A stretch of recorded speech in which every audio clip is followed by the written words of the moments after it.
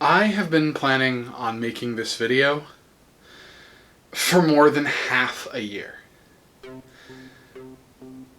I started conceptualizing it in mid-May as I sought comfort after my senior year demolished by the coronavirus ended and my summer courses to finish what I had started and to get my degree began.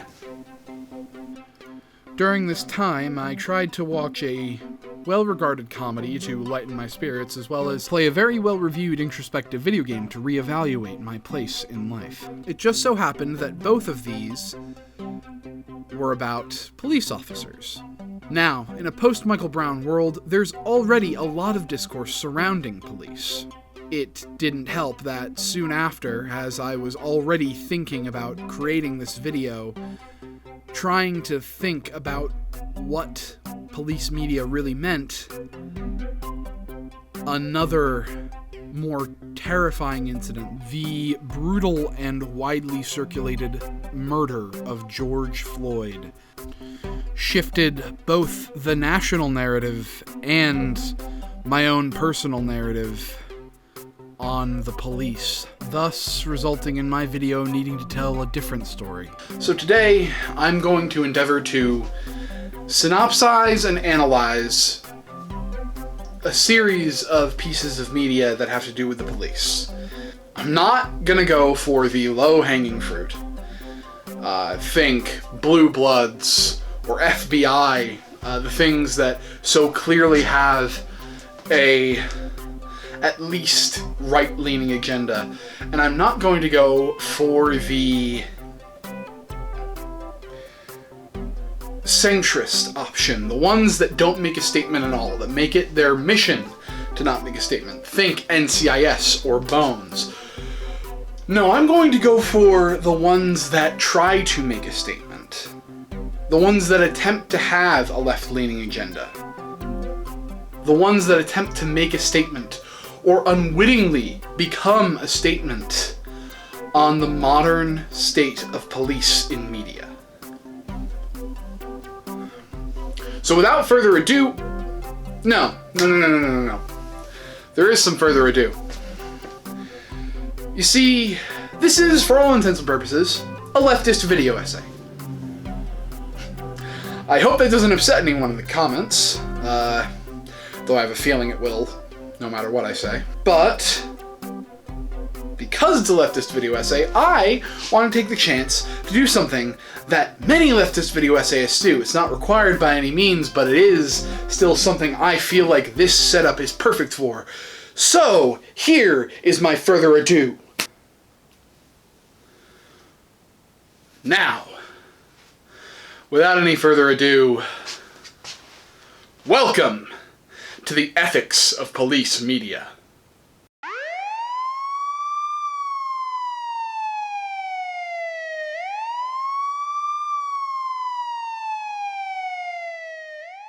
I want to start with the TV show that I mentioned in the opening. As I said, I watched a TV show and I played a video game and I thought. But I want to start with the TV show. And let's be honest, you probably know where I'm going with this. Hit it!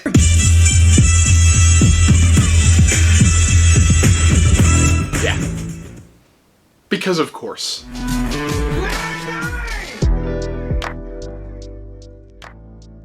Apologies about the sudden shift in camera angle. I'm still working out the kinks in this. For those of you who don't know, Brooklyn Nine-Nine is a workplace comedy in the vein of The Office or Parks and Recreation, just without the mockumentary feeling or the talking head element. It's more so the shooting techniques and the general style of humor that makes it so similar. The show takes place in the fictional 99th Police Precinct of New York, which is situated in Brooklyn. If any of those words are foreign to you, don't worry about it. You don't really need to know about them for this video. Or for the show, for that matter. Because, you see, workplace comedies, they're not actually about the work itself. They're about the people who are working in those places. I don't know whether this is an already established idea, but the way I define TV crime is the kind of crime that you see on CSI, NCIS, or Bones. You know, the stuff that's a cool mystery, it makes for great TV, but it's not rooted in any kind of salient reality. You won't often see stories that hold any kind of realism on Brooklyn Nine-Nine when it comes to actual police work. They have stories involving serial killers, villainous nemesis, and takedowns of massive drug cartels. All of these stories frame the criminals as unrepentant villains with only their own gain in mind. This thusly frames the cops as righteous heroes who take down bad guys where normal people could never dream of. Unlike other procedurals, however, Brooklyn Nine-Nine plays these stories for laughs. The tradition of TV crime making cops look good is mostly still present, but often heightened just beyond the usual threshold for suspension of disbelief. And those stories never focus on the criminals. They focus on the actual people, the main characters, the people in the workplace. And the criminals that do get any focus are usually one of two types. There's the evil mastermind criminal empire ruling over his territory like a feudal king, crushing and crippling anyone in his wake, or Doug Judy. The villains who get the most focus are usually police. And that's where a lot of the defense of Brooklyn Nine-Nine comes from, because they do shine a light on certain elements of police corruption. All of the police-based villains, aside from the ones who are just sort of workplace antagonists,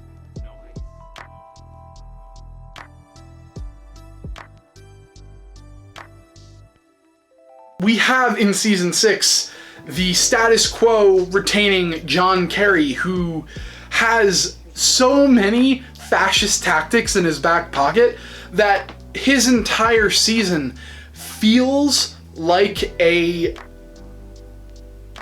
attempt to address things. Is it John Kerry? Kelly? John Kerry's a politician.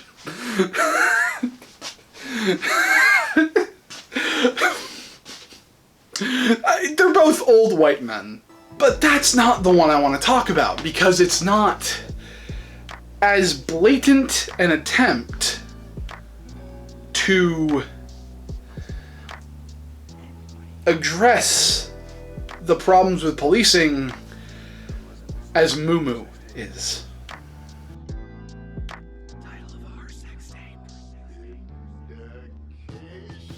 Moo Moo is by far the best example of an attempt to talk about the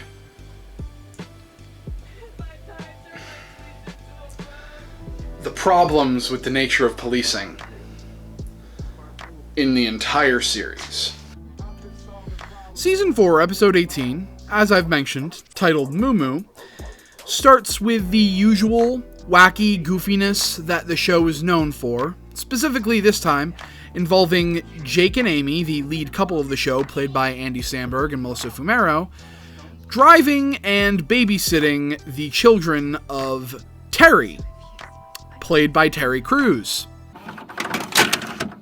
Okay, I completely forgot in both my writing and recording of this section that the reason he needs them to babysit and drive his children is because he's seeking a promotion. And while that seems like a weird little detail that doesn't matter, I promise it's like vitally important to the episode. I genuinely don't know why I didn't put it in sooner. Essentially, hilarity ensues, and they lose this tiny... What are those things? They're like plush heads on blankets? They're really weird. But it's called Moo Moo. That's where the show gets its episode title from. I just bumped the table. I hope that didn't pop up. So, later on in the night, in Terry's rather suburban, bougie neighborhood, Terry, a very large black man, has to go out and retrieve the toy where it was dropped outside the car. This is the episode's tone shift, because Terry is stopped and held at gunpoint by a cop. For, well, exactly the reason you'd think a large black man would be stopped in a mostly white suburban neighborhood. It's 'cause the cop's a racist asshole! The episode then goes through the interesting process of sort of deconstructing things, where Terry rightly expects, seeks, and does not receive a proper apology from the offending officer. And so he decides he wants to file a formal complaint. Captain Holt, the character you're probably most likely familiar with if you've never seen the show, who is played by the inimitable Andre Braugher, tries to stop Terry from filing the official complaint. And the conversation that they have over why he doesn't want this complaint filed is quite interesting, and a very deep introspection about the nature of being a cop who wants to change the system from the inside. They talk about the inner toxicity of the system, and they talk about how both of them have that same goal of change. Holt believes he knows the right way to do it because he has been doing it for years, both as a black man and as a gay man. He believes that the only way to make things better is to put up with the little injustices so you can fight the big ones as you rise through the ranks. And this is, so far, the most interesting piece of character that they've introduced about Captain Holt. Mainly because it seems to be a common theme. An example that I was made aware of in the aftermath of the George Floyd incident. Current WWE wrestler Adil Alim, also known as Mustafa Ali, was at one point a police officer, but obviously was very against what happened to George Floyd. He openly spoke on Twitter about how he became a cop to try and stop the problems within the system. And he's not the only one, he's just the one that I can automatically think of. However, Terry's stance is that letting something like this go will only make it happen again. That the problems need to be dealt with as they happen, on the low level, so that people will at least think twice about their actions. The issue, as Holt points out with this, is that snitches are not tolerated within the NYPD. And even despite that, they end up going that route. The consequences, unfortunately, end up being that Terry does not get that promotion that he was seeking at the beginning of the episode. It's a bittersweet ending to the episode that concludes on the message that times change, and it's important that the police change with them. It's hopeful, but I wouldn't say it's beyond reality. The episode directly following showcases the gang going to a police convention where several items that can be easily used to militarize the police are shown off as fun party accessories. Oh my fucking god! This is the exact problem with this show. 1 minute, you have one statement, and the next, you have a completely different one.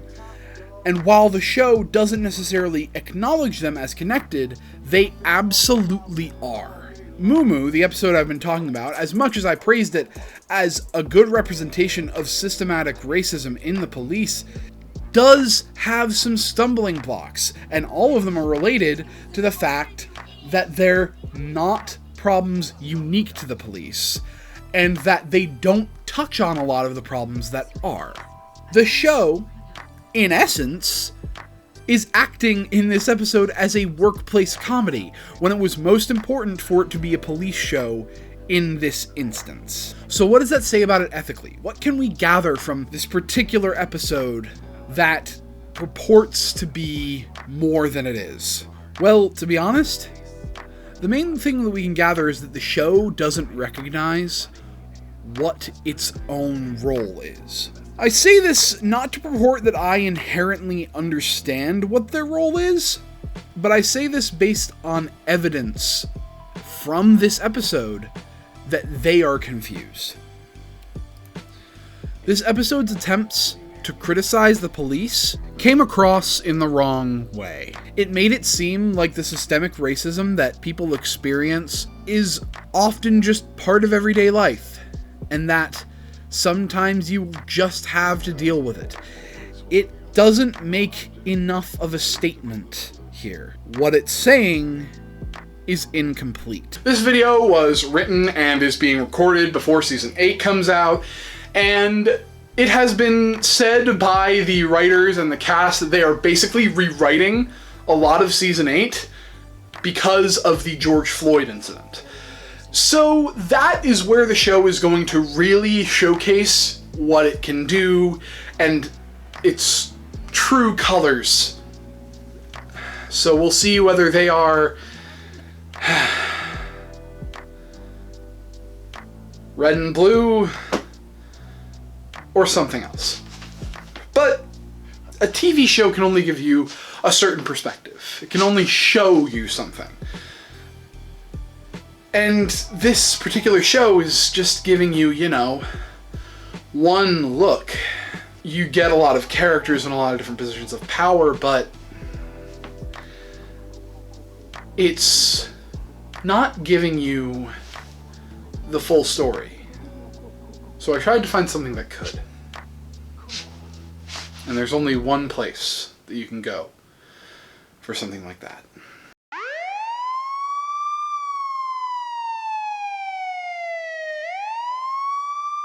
I originally had 2 games set aside for this part, but I thought more and more about the second game I was going to put in here, Disco Elysium, and I realized that there are a lot of complexities in that game that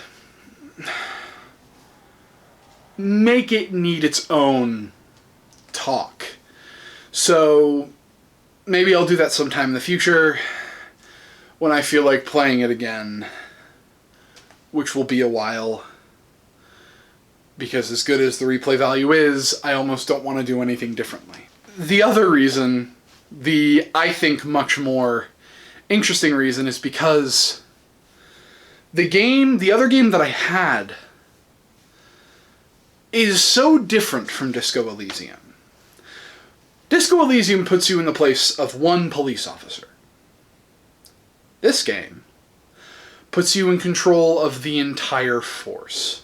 Usually, before I go shaking my tits for the press, I like to go see how the professionals do it.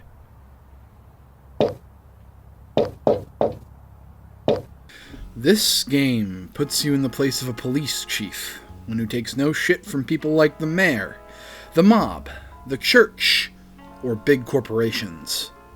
You, as Chief Jack Boyd, will take down dangerous criminals, send out police officers at your discretion, and try to keep your job while saving up for your retirement by any means necessary, even if it means colluding with the church, the mayor, the mob, or big corporations. Your goal is to garner the faith of the people, City Hall, and your own force. You are the chief. This is the police. This is the Police is a strategy, resource management, sometimes mystery game, and it, quite frankly, has a fantastic story. I talked a little about it just now in the little riff I tried to do on the intro narration, but to go into more detail, You are Jack Boyd, the chief of police of a fictional town of Freeburg. The mayor wants you gone because you're an old guy. You don't want to go because you want to get sucked into this game forever and never stop playing. But if you want a real reason, Jack Boyd doesn't want to go because he wants to save up enough money for retirement, and he's afraid of how the police are going to be without him. In order to keep your job, and often to keep yourself alive, you have to make concessions, unfortunate alliances, and difficult decisions. But that certainly brings up some ethical dilemmas. I'm going to deep dive into each one and what they mean, but to make my stance clear now and try not to fumble it at the end, this game comes off as often extremely morally gray and more in a bleak way than a helpful way. Even though you're in the driver's seat, your actions aren't particularly excusable, and whether or not that's properly addressed is something we'll talk about later. And a lot of it is left up to interpretation in places where the average player will not see a reason to interpret. But without further ado, let's explain what I mean by all of these things that I'm saying, and dive into the choices that this game presents you.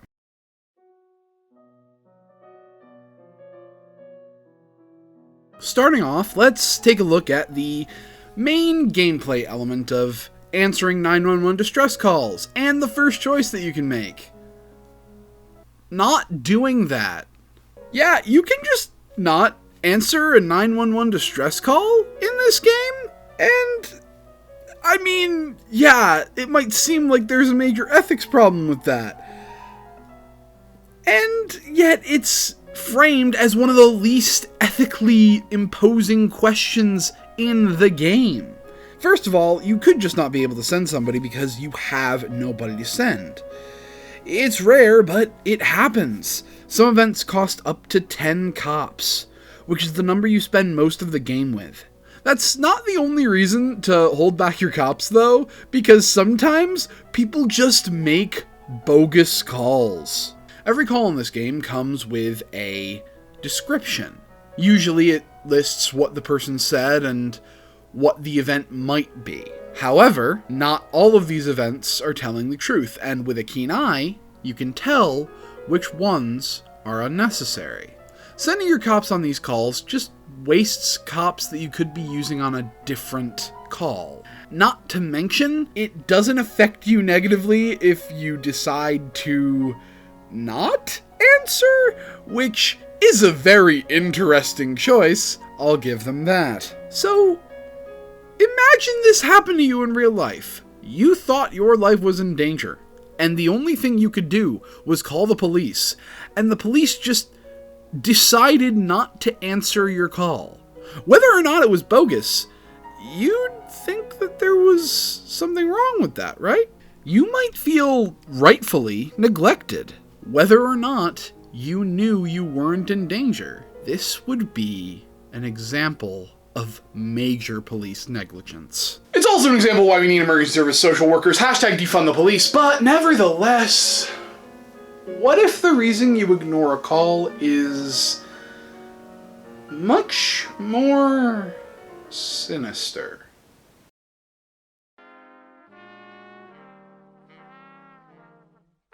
Early in the game's story mode, you're met with a choice that is diabolical in its story significance. An old friend, a dirty cop who served as deputy to Jack, approaches him with an ultimatum. Help me out of the hole I'm in by taking the albatross of corruption around your neck, or sentence myself and my family to die. Why did I say diabolical earlier? That's a very specific word choice. Well, I said it because as much as it looks like you're getting a choice here, you're not getting everything you think you are. Your choice is whether or not this man and his family deserve to die violently. The game's look at police corruption is devastatingly bleak. You think that, perhaps by doing the unthinkable, you might be able to stay clean and harm fewer innocents. It looks like a trolley problem. Do nothing, and watch people be brutally murdered before you. But save far more down the road. Take the other option, pull the lever, and you might save more people, but you will definitely hurt more. But then you look down both tracks, and you realize that the only difference fundamentally between the two tracks, between the two ways you can go, is whether or not you let an innocent family die. Mafia corruption is a police media staple. The Sands, the mafia family in this game, are particularly notable in their insidiousness. Having the chief of police at your disposal as an inflictor of harm means that you can not only ask him to avoid answering 911 calls, but to assist you in violent criminal efforts. But as the chief of police, do you have to? Do you have to do any of their missions at all? At first, no, but when the gang war with the Varga family starts a little bit later in the game, you suddenly have to do a lot of criminal acts. And like most missions outside of 911 calls in the game, all of them have a personal benefit for you. Something tangible, beyond the simple statistics that failing a crime affects. Oftentimes, the actions that you're asked to do by Christopher Sand or Vikas Varga give you money. And that's the goal of the game, to have enough money to retire. The more you involve yourself in this corrupt behavior, the higher your cash goes and the bigger nest egg you earn yourself. The game makes a stand here that not only is corruption inevitable in a position of power, but that it provides benefits. And would you believe that the Mafia isn't the most corrupt influencer within this world? Within the game's own parameters?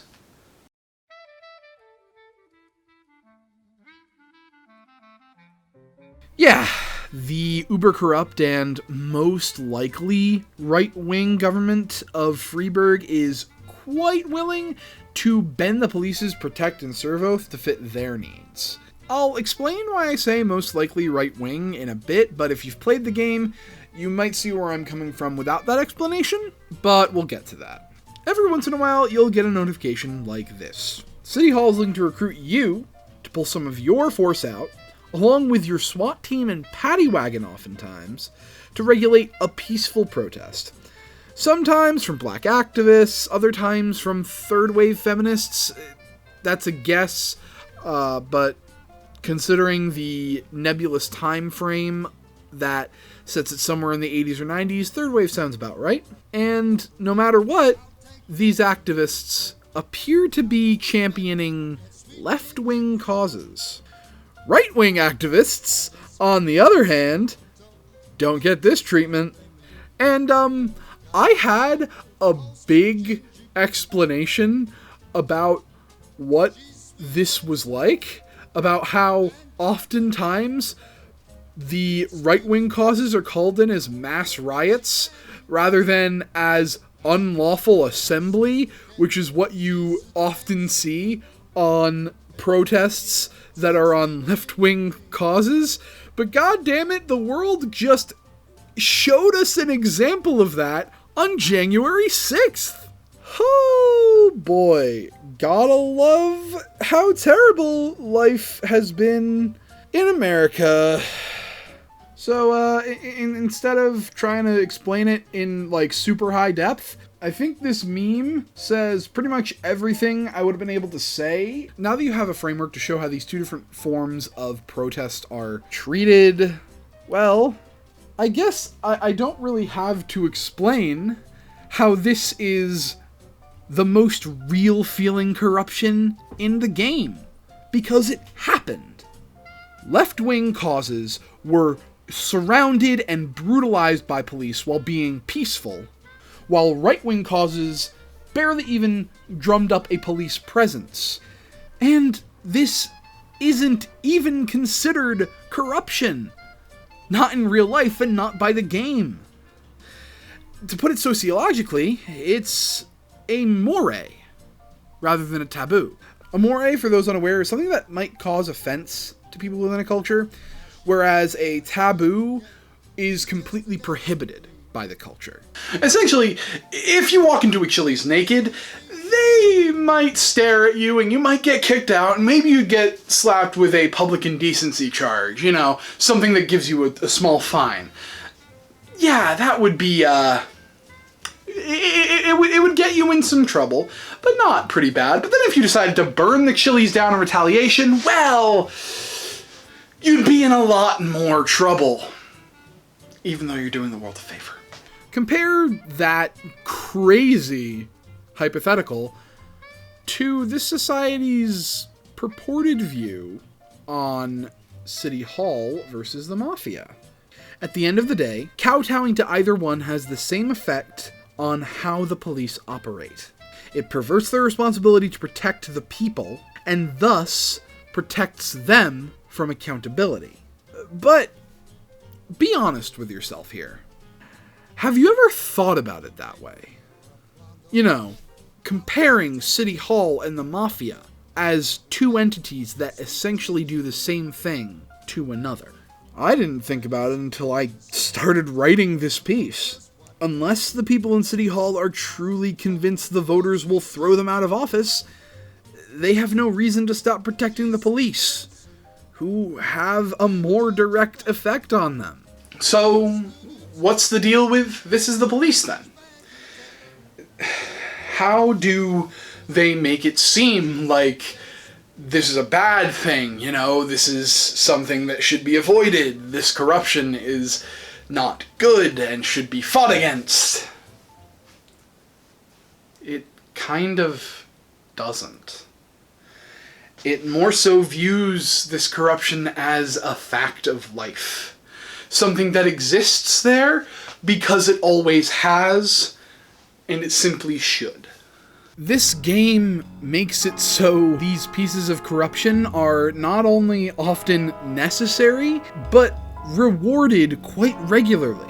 In the case of City Hall, not doing things that they ask you to often ends with you losing your chance at upgrades that become increasingly necessary as the game goes on. You're a slave to the system, and any rebellion begets punishment, while kneeling to it grants numerous rewards. And the system is overwhelmingly racist. I didn't even touch on the white supremacist gang in the game that makes it so you have to fire all black cops in the city if you want to get in good with City Hall. The city actively kowtows to racists, to which your only response can be, I guess I won't do that. The game makes this a passing choice as well, all while reinforcing in a Pavlovian manner this perversion of justice. And that's where the gray area at the top of this episode lies. It addresses these problems, but only on the surface level. It's accidental, more than likely, in its reinforcement of corrupt behavior, but that's the case in all types of police media. The idea of doing whatever it takes to look after your own, that may appear noble, until you realize that your own are doing terrible, horrid things that deserve to be punished. Shows, movies, games, all kinds of media like this have the potential to exacerbate the whole back the blue sentiment that has ravaged so many communities. So, what's the answer then, huh? Is it all Copaganda? If you make a piece of media about the police, does it automatically qualify as Copaganda?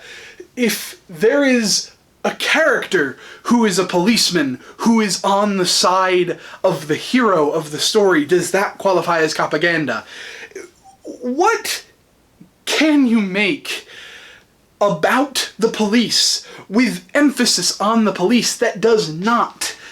Is there anything already made that is already not Copaganda? Is there anything at all?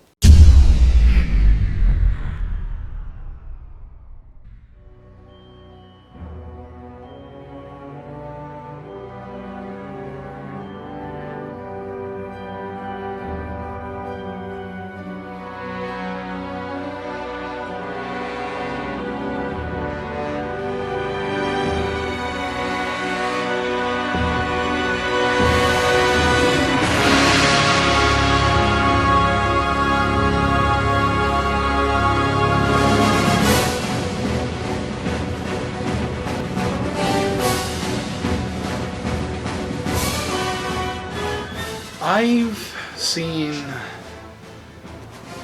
a very insidious rumor going around that Batman is a cop. That Batman exhibits cop-like behavior on the regular. That Batman beats up random drug dealers and people who are mentally ill. And while I want to go deeper into why a lot of these statements have come to mind in recent years, I want to say that while you're not totally wrong, you're also not correct.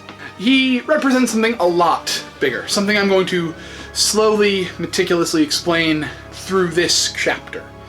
But I mean, if you are seeing this weird neoliberal spin on the Batman, I hate to say it, but you're not seeing things. The fact is, however, that at the end of the day, with all versions of him taken into account, there is more of Batman as, I mean this entirely kindly, a liberal pipe dream rather than a conservative hero. Yes, he's a billionaire, which is bad, but to say his character ends there is an oversimplification. In his civilian persona, Bruce Wayne is, more often than not, shown doing things for the community. He regularly attempts to back candidates for public office whose stated goal is to fight for the common people and for justice. His name is attached to at least one foundation which is supposedly being used to help the community. So we have the baseline for Bruce being Bill Gates, but a crime fighter. But all of this would still be treating him like he was Tony Stark. All of what I'm saying is more so a baseline understanding to show why he's more left-wing than rich boy beats up small-time drug dealers for fun. In fact, there's a group that Batman is much harder on than any small criminal element. Title of the video. But Batman has allies in the police, you might be thinking. Jim Gordon and, if you're a little bit more DC Universe savvy, Harvey Bullock and Renee Montoya. They're high-ranking officers of the law, and he happily works with them. I don't blame you for thinking like that. How can he be trusted if he works with such powerful law enforcement officers? For the answer, we have to turn to the most accepted, I'd say, piece of Batman canon written in the last 50 years. It's an amalgamation of many smaller pieces of canon coming into one, and the result of a soon-to-be madman writing his most interesting piece of literature yet. Welcome to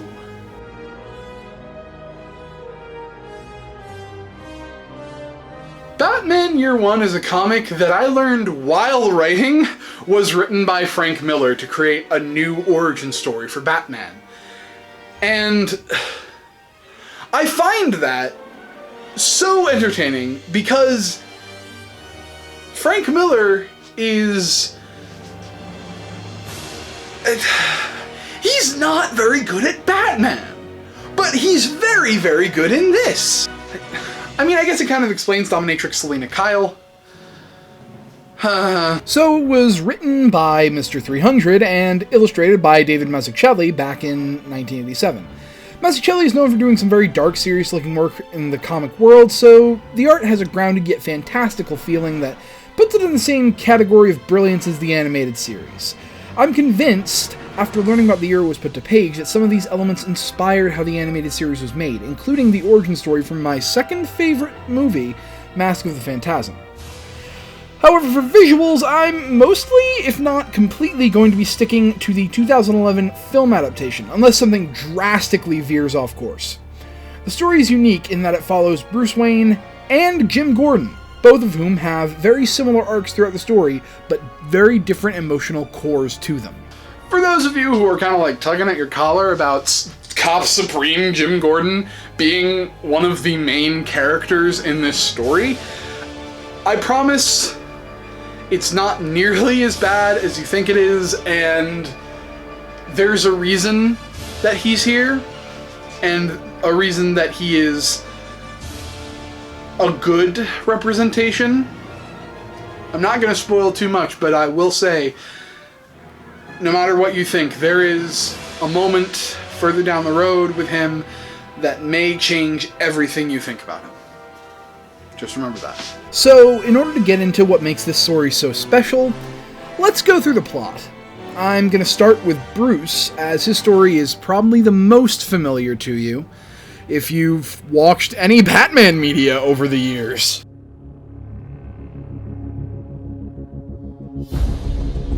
So we start with a very young Bruce. By very young, I mean like 25. Coming back from his globe-trotting trip to train his body for his quest to root out corruption. His first encounter with a criminal is actually fighting a violent pimp who is genuinely pimping children out. Weird view on sex work, but this was written in the 80s. He gets shot and caught by police, but manages to escape. For a bit, it's standard fare after that. The Bat comes in his window, he gets the bad idea, starts the whole Batman thing by working his way through small-time mobsters until he gets the big cheese, Carmine Falcone. And see this guy? Yeah, this guy right here? His name's Jillian Loeb, and we'll be coming back to him in a little bit. So now that Batman has stirred up every corrupt leader in the city, who do you think is going to come for him? I'll give you a hint. Check the title of the video again. So now we have Batman pushing Falcone's buttons, and his car into the river. Come on, man, carbon footprint. The police attempt to find and ostensibly kill Batman, and some other stuff that we'll get to when we talk about Gordon, all of which comes to a climactic moment where Batman is cornered by an uber-corrupt SWAT team in an abandoned building that they're planning to bomb even though they don't know if it's condemned. It's also important to mention that during this scene, Batman gets hit a bit, but he starts getting angry when the SWAT team starts spraying erratically, endangering the people outside. This causes him to switch on a new mode and get things done with the help of his cunning and Bats. We really cannot forget the help of Bats. So that's kind of where the Batman story that's relevant to this argument ends. There's other stuff, but it mostly seems to be setting up new Batman stories rather than important to what I'm talking about. So it's not totally relevant. I do want to mention one fun thing, and that's that this is one of the 2 pieces of media ever where Selina Kyle is depicted as black. Selina Kyle, if you don't know, is Catwoman. And I just think that's kind of neat. Like, we have Eartha Kitt in the 60s, and then it's questionable whether or not it's, redone between the 80s version and the modern reprint. But it's kind of the version that most people have access to, so, whatever. So, it does end up ending happily ever after, but a lot of that doesn't necessarily involve Batman. Because, for all intents and purposes, Batman is not really the main character of this story. Pulled a sneaky on you there, didn't I? Sure, he's in the spotlight sometimes, but he's more of a framing device, because the actual main character is... I mean, I kind of gave it away.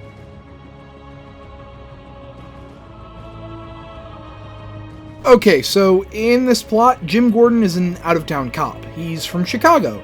He was transferred. He's actually starting as a lieutenant here. It's at this point, just a little aside that I want to point out for Gotham fans that Ben McKenzie, who, for those of you who are not Gotham fans, played Jim Gordon in Gotham, is playing Batman here. Is playing Batman and Bruce Wayne.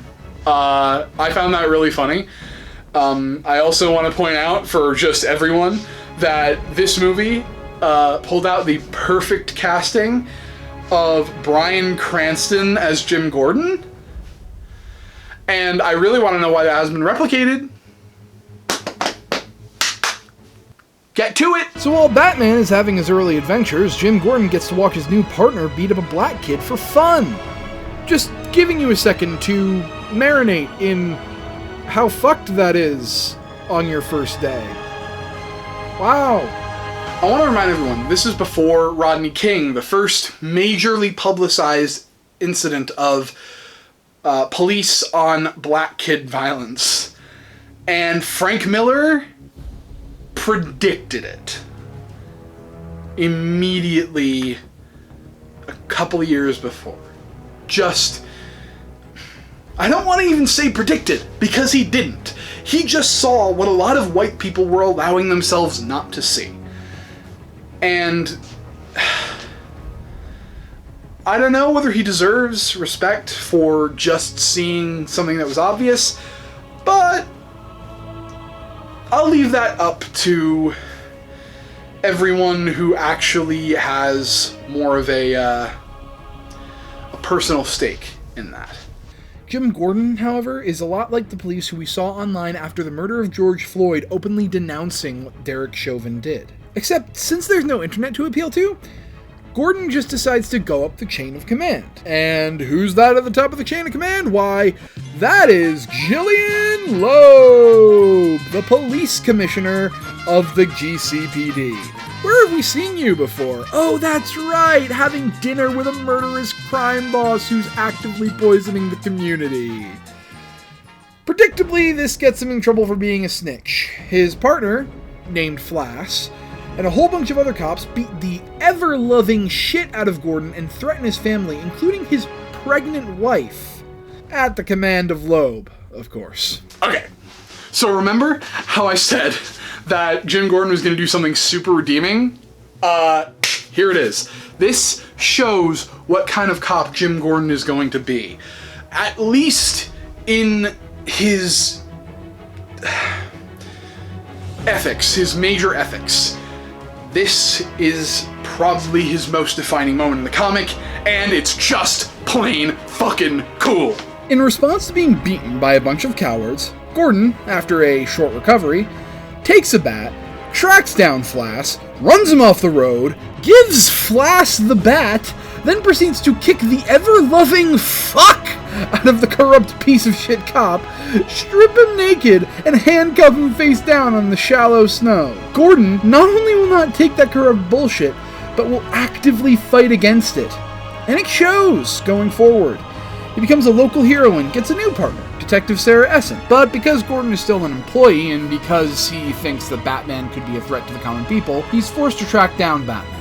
He's there when Batman flees into the building, still trying to act within the department as a voice of reason. Time goes by, and it eventually transpires that Gordon has an affair with Sarah, around the same time that Batman gets someone to testify against Flass in court. Loeb has been tracking Sarah and Gordon, and I completely misunderstood for years that Sarah was like a honeypot set up by the department, but it appears, from what I can tell, that's never even considered.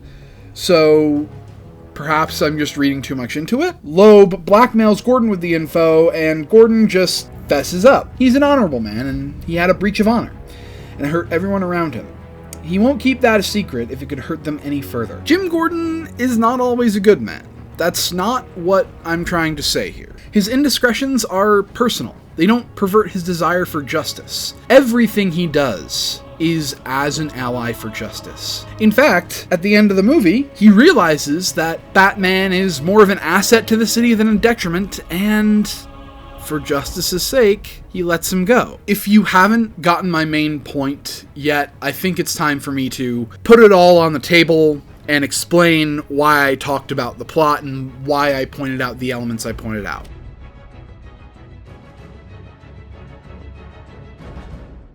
That chapter heading is the title of the video up here. No, up here. Right? It's in one of these corners. I don't know. But it is also in the description if I got the corner wrong. And it's because when I saw that, I kind of was shocked because it is essentially the point I'm trying to make. Yeah, as a person, as a real life human being, Batman would be terrifying, the worst thing. just the worst thing to have on the streets. We know that. We've seen shit like Watchmen and the Boys. But that's not what Batman is. And it's never been what he is. We can argue forever over the ethics of putting a billionaire in a powerful Kevlar suit on the streets to beat up criminals forever. But we'd be Tony Starking him again. And that's just not what he is. This scene here, where we see Batman walking into a room of people who have, as he literally puts it, eaten Gotham's wealth, doesn't seem like a billionaire walking into a room of billionaires. He seems like a manifestation of something bigger. And it's not just here. It's when he busts up the SWAT team and put people in danger. It's when he beats the ever-loving fuck out of Flash, I love that phrase, after catching him doing some corrupt dealings with influences against justice. It's when he does something as simple as save an old lady from getting run over by a truck. Guys, Batman's us. Batman is the personification of the will of the people. Batman's a manifestation of the proletariat!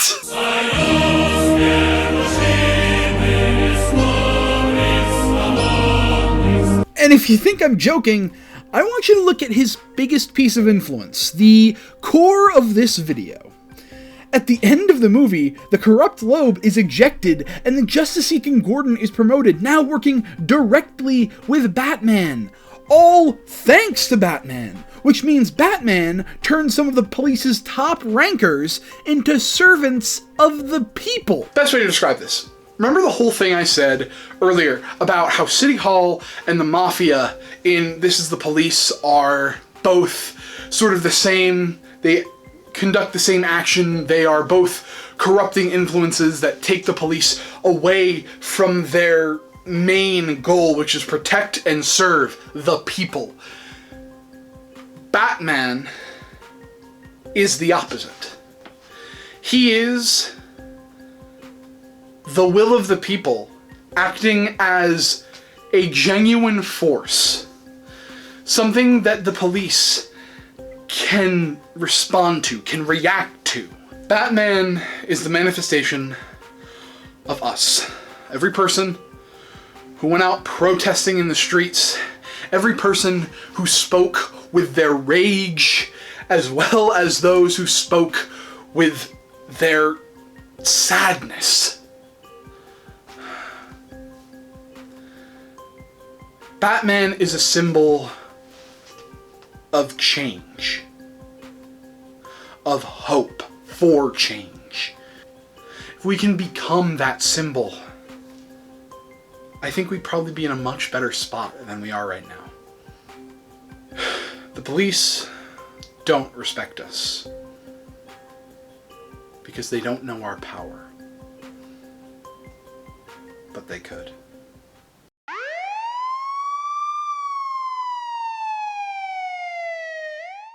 Batman Year One is an ethical depiction of police because it does not shy away from saying, yeah, the police are bad. Maybe singular cops are good, but the structure of power takes those cops and shows them the door at best. The only thing we can do to stop them is to prove to them that we are just as powerful and important as their high and mighty donors, as their budgeters, and as their overlords. That's all one statement, by the way. And the big point of me saying that is that the other two pieces of media don't get as far as that last statement. We get, yeah, cops are bad, some cops are good, but they get shown the door. There's nothing actionable. There's just pain. And in a lot of cases, there's a disdain for the common people, saying that we're either too dumb or too quick to jump the gun for our own good. It's a trope that's so virulent that many have just internalized it, but it's not true. People are not dumb, panicky, dangerous animals just because. No, they're like that because people have been training us to be like that. Batman, on the other hand, believes in people. He knows how easy it can be to corrupt people. So his goal is to fight that corruption and enforce justice. We don't have a Batman.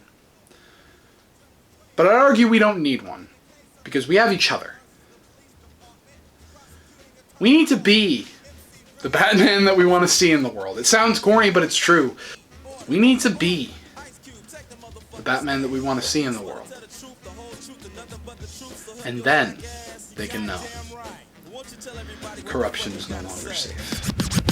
Fuck the police coming straight from the underground. A young nigga got it bad cause I'm brown. And not the other color, so police think they have the authority to kill a minority. Fuck that shit. Hey everybody, thanks for sticking through this video all the way to the end. You are champions. And thanks for sticking with me if you've been following the insane production of this video. I thought this song was appropriate to end on.